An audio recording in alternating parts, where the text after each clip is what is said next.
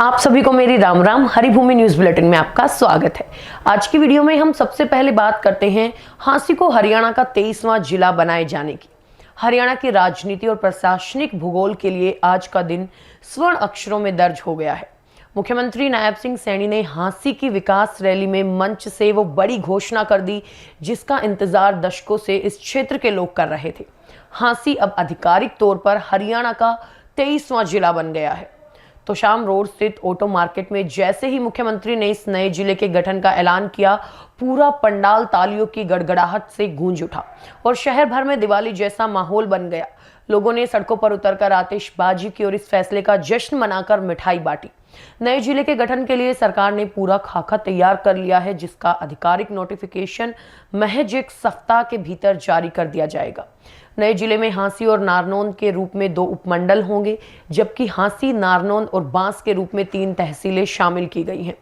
इसके अतिरिक्त खेड़ी चोपटा को उप तहसील का दर्जा दिया गया है।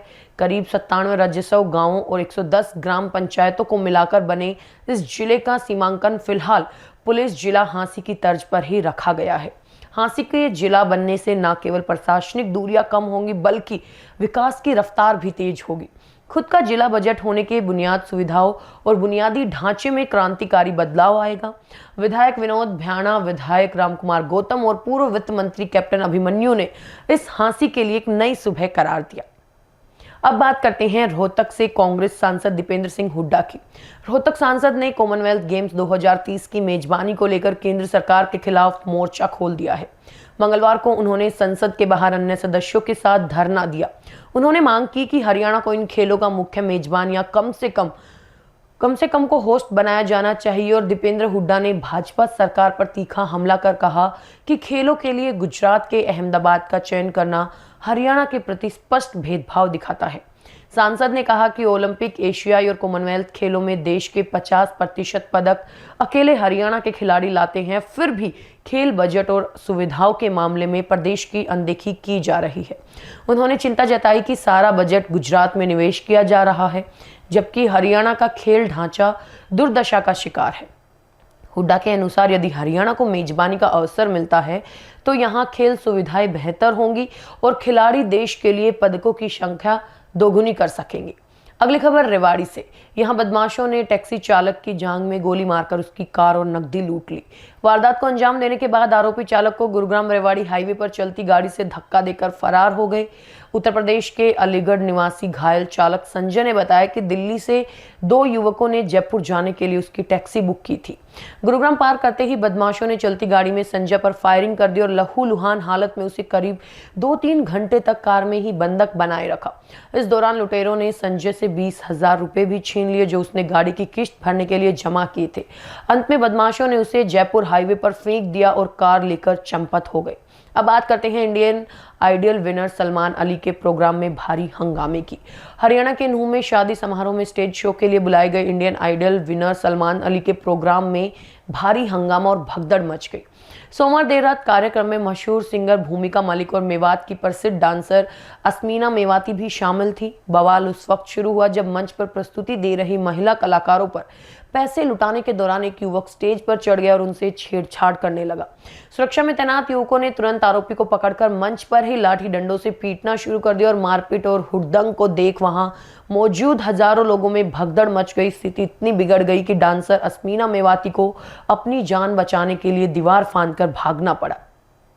इस पूरी घटना का वीडियो सोशल मीडिया पर जमकर वायरल हो रहा है, जिसमें एक तरफ सलमान अली परफॉर्म कर रहे हैं और दूसरी तरफ मंच पर हिंसा और अफरा तफरी का माहौल नजर आ रहा है। अगली खबर सिरसा से। यहां डबवाली में सोमवार देर रात नशे में ट्रक चालक ने खूब तांडव मचाया, कई गाड़ियों को कुचल दिया। एकता नगरी की गली नंबर 6 के बाजार में बेकाबू ट्रक ने सड़क किनारे खड़े कई वाहनों को रौंदकर बिजली के खंभों व ट्रांसफार्मर को जोरदार टक्कर मारने लगा। टक्कर से ट्रांसफार्मर जमीन पर गिर गया, जिससे पूरा क्षेत्र बिजली जाने से अंधेरे में डूब गया। वहीं कई वाहन क्षतिग्रस्त हुए। चश्मदीदों ने बताया कि ट्रक चालक इतना नशे में था कि उसने रास्ते से गुजर रहे स्कूटी सवार दंपति को भी कुचल दिया, जिससे वो गंभीर रूप से घायल हो गए। ट्रक यही नहीं रुका, करीब 200 मीटर तक एक कार को घसीटता हुआ ले गया।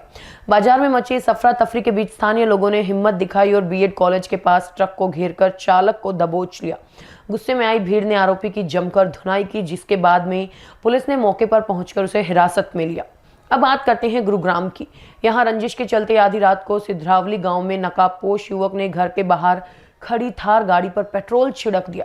उसके बाद उसमें आग लगा दी और आग इतनी बड़ी थी कि इसकी लपटों ने पास खड़ी एक अन्य कार को भी अपनी चपेट में ले लिया, जिससे थोड़ी ही देर में दोनों गाड़ियां पूरी तरह जलकर राख हो गई।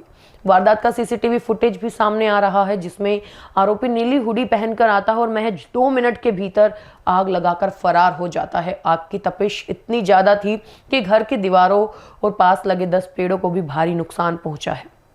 पीड़ित रमन यादव के अनुसार अक्टूबर में भी उनकी गाड़ी के शीशे तोड़े गए थे, लेकिन पुलिस ने ढिलाई से बदमाशों के हौसले बढ़ गए और फिलहाल बिलासपुर थाना पुलिस सीसीटीवी के आधार पर आरोपी की तलाश कर रही है और पुरानी रंजिश के कौन से मामले की जांच कर रही है। अंत में बात करते हैं करनाल की। यहाँ बस्ताड़ा टोल प्लाजा के पास भीषण सड़क हादसे में स्कूटी सवार महिला और पुरुष की मौत हो गई। मंगलवार को दोनों पानीपत की सैनी कॉलोनी से करनाल के फुसगढ़ स्थित अपनी रिश्तेदारी में जा रहे थे। जैसे ही वो बस्ताड़ा टोल के समय पहुंचे, पीछे से आ रहे एक अनियंत्रित और तेज रफ्तार ट्रक ने उसकी एक्टिवा को टक्कर मार दी। टक्कर इतनी जबरदस्त थी कि दोनों सड़क पर गिर गए और ट्रक उन्हें काफी दूर तक घसीटता हुआ ले गया, जिससे उनकी मौके पर ही मौत हो गई। और जानकारी के अनुसार दोनों पिता पुत्री थे। हादसे को अंजाम देने के बाद आरोपी चालक ट्रक को मौके पर ही छोड़कर फरार हो गया। हरियाणा की ऐसी ही मुख्य खबरों से जुड़े रहने के लिए हमारे चैनल पर बने रहिए। वीडियो अगर पसंद आया हो तो उसे लाइक करें, शेयर करें, सब्सक्राइब करें। खबर को अगर विस्तार से जानना है तो हरिभूमि अखबार पढ़ें या फिर हरिभूमि वेबसाइट पर जाएं।